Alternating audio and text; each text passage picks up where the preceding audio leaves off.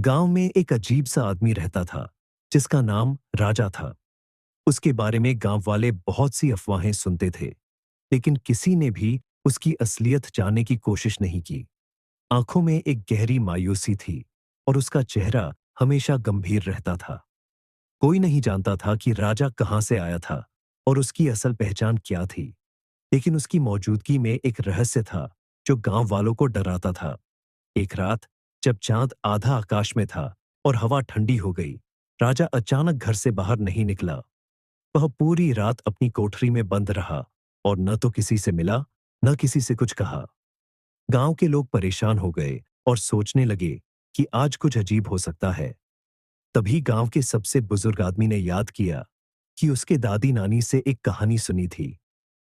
जो आदमी इस जंगल में आए, वह कभी नहीं लौट सकता जब तक वह अपनी असली पहचान का सामना नहीं करता।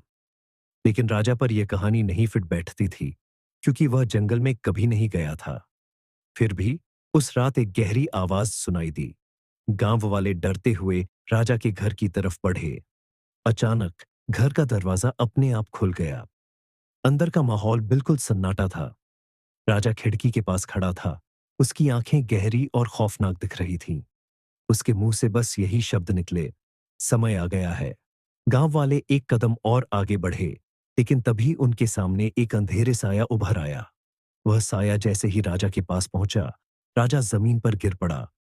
उसकी आंखों से आंसू निकल रहे थे और उसके मुंह से एक कमजोर आवाज आई, अब मैं मुक्त हूं। चरणों की आवाज सुनकर सभी लोग पीछे हट गए। एक तेज हवा का झोंका आया और कमरे की सारी बत्तियां बुझ गईं।